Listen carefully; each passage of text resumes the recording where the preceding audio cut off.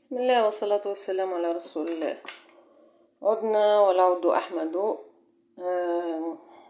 بسم الله نبدأ. جبت لكم وصفة إن شاء الله فيها برشا منافع، اللي هي أتمنى تكون موجودة في البلدان العربية، يعني كايزر نايتروم، اللي هو نوع من الكربونات، اللي معروف الكربونات. موجود زاد اللي ما عندوش، يعني هذه الأوريجينال، يعني اللي ما عندوش ينجم يستعمل بيكربونات كربونات. إن شاء الله يكون الاسم واضح هون إن شاء الله. ومهم كربونات معروف، يعني هذه معناها الأحسن يعني من الجودة. هي عندها برشا منافع.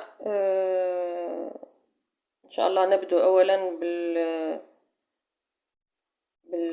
للأشخاص، يعني ماهوش للتنظيف. هي نحسي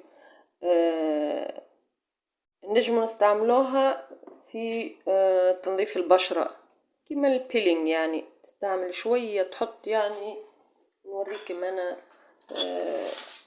الوصفة. مثلا ناخذ بالكمية هذه البيلينج للوجه، مثلا نحط عليه شوية ماء، شوية قطرات من الماء، يعني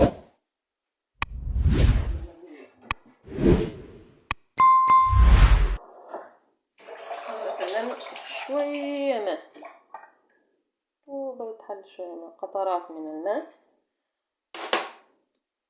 نخلطوها بالماء.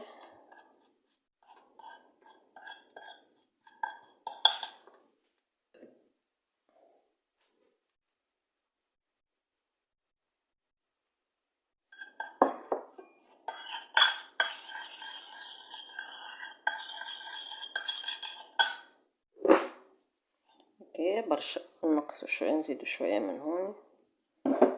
نستعمل للوجه، يعني لتنظيف البشرة، الوجه، اليدين، تحت الإبطين، تنظيف الإبطين، الإبط يعني. وناخذوها بالطريقة هذه للتنظيف اليدين ولا البشرة نتاع الوجه، نعملو بيلينج هكايا ونحكو بالكدا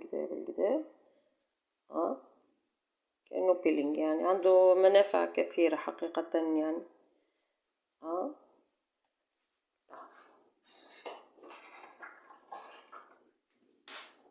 هذا بالنسبة للوجه واليدين والإبطين.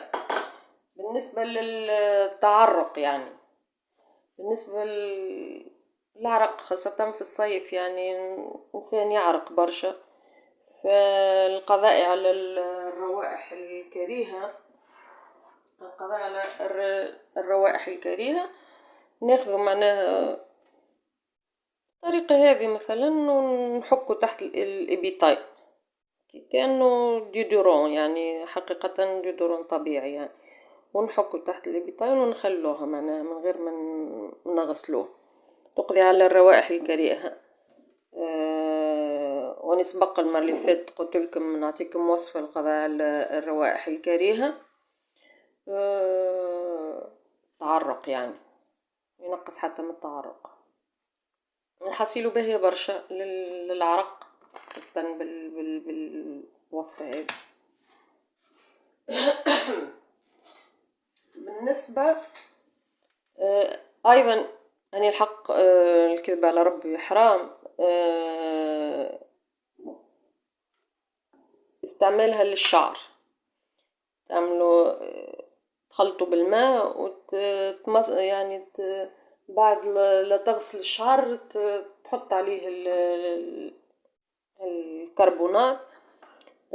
انا ما جربتهاش كذب على ربي حرام، ما قريت عليها برشا اللي هي نافعه برشا للشعر. اللي يحب يجربها يكتب لي في الكومنتار، يعني اللي هو جرب ونفعته. اني ما جربتهاش.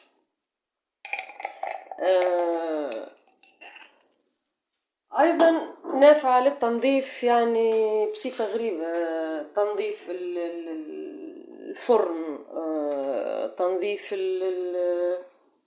الحوض سواء في الكوجينة يعني واش تسمو فيها انت في المطبخ والا في بيت الحمام، كله تنجم تنظف بيه الكالكير، تنحي الكالكير، تنحي يعني في مواد التنظيف اي حاجة تطوردك سواء في الكوجينة في المطبخ والا في بيت الحمام ولا يعني نافعة برشا مع تخليطها بشوي خل، خاطر يتفاعل الكربونات مع الخل يعطي رغوة.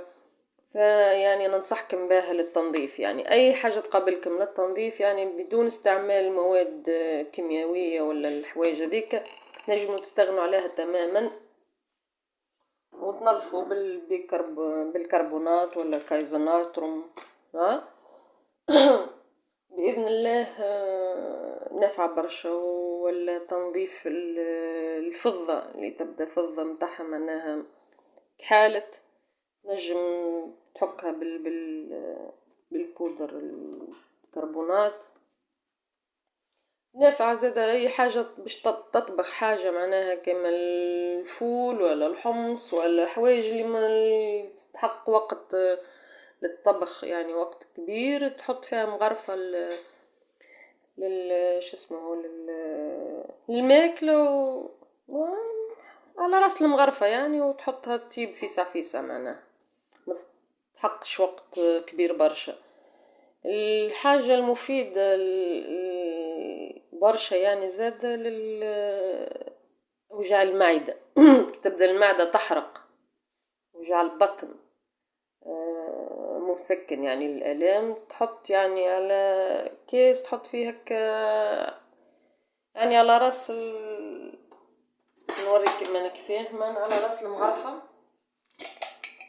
راس السكينة هكا تاخذ بالطريقة هذه على راس السكين وتحطها في كاس ماء وتشربها باهي للآلام يعني خاصة اللي المعدة عنده تحرق دائما وإلا طاردة أيضا للغازات في البطن يعني. إن شاء الله بإذن الله تنفعكم حقيقة ننصحكم بها خاصة للتنظيف. جربتها للتنظيف حقيقة ولا للبشرة العناية بالبشرة ننصحكم بها. إن شاء الله نكون نفعتكم بالوصفة ما بقى لي إلا نقول استودعكم الله الذي لا تضيع ودائعه، والسلام عليكم ورحمة الله وبركاته.